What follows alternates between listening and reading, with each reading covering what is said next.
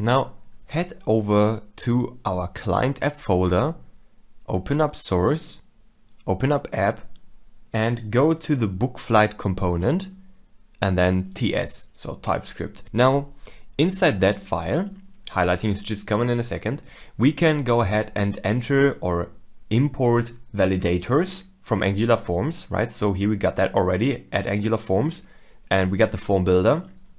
And in the same namespace or in the same library, we also can find the validators. Now let's scroll down, and when we build our form right here, right, number, this is for our how many seats you want to book, and we have default value set to 1. And now inside of that array here, we can go ahead and add another value, so comma separated. We're gonna add validators dot required. So we make that number here also required. It's pretty similar to what we have done in ASP.NET Core, right? Now here in book, right? So this is when we actually click the book button.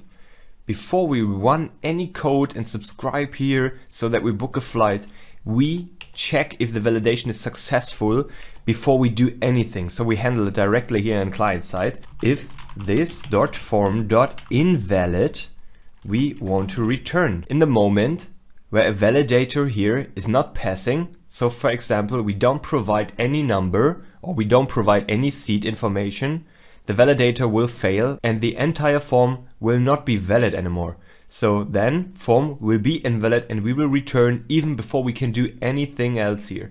Now let's go ahead and try that out. Here I am logged in as a user, and now if I go ahead and I want to book a seat, check what happens. Let me book, and you can see that it totally fine worked. Now let me switch back, and number of seats, let me set that to 0. You can see we got a 400 response. And now let me completely remove the number of seats, so no value at all. You can see that we cannot post. So we now have 3 scenarios.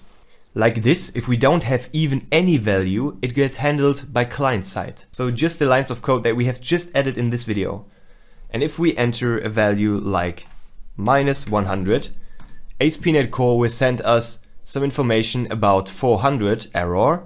And the information about must be between 1 and 254. And if we enter a correct value like 3 or 2 or whatever, we will proceed here. Now there's still that thing that we need to show the user, hey, you cannot book if you don't enter a correct value, right? So if I go ahead and simply delete it here so that there is no number at all, and I click on book, I even don't get any message. So I'm not talking about the console at all. I'm just talking about the user interface. So the user should see any information right here. Let's go ahead and do that. Let's switch to our book flight component.html.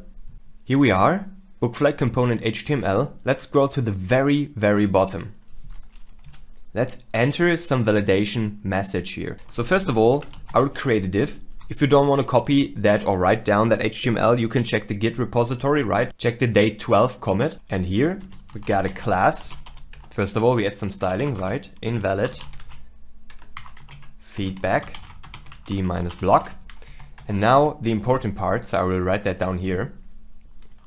We write down an asterisk and then ng-if.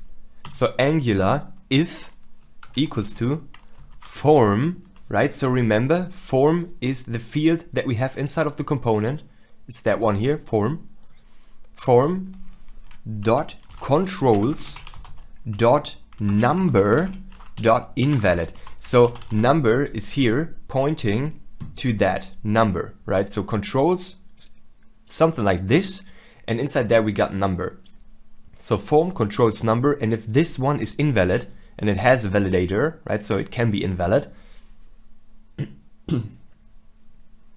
then we want to go ahead and display number of seats is invalid. So let me explain you that ng-if. That ng-if here is only rendered if a specific condition is matching. So that entire div block here is only shown when that form control number is invalid. So if this is not true, then the div will not be visible at all. Okay, let's save it and check our application again. Now let me remove the 1 here so that we have no value at all to trigger our Angular, and you can see number of seats is invalid.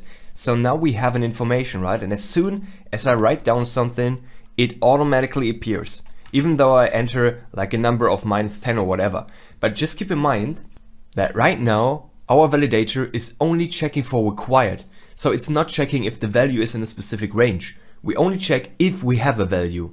Great. So now your key learning is that you can show some information depending on if you have, well, a specific condition matched, like here, and that you can have a form in Angular and check for its invalid status, and that you can for sure add some validators right here. Okay, so now, as you may have already guessed, just like in ASP.NET Core Microsoft, you also have in Angular that validator series. You can see add Angular Forms library, and you can see required.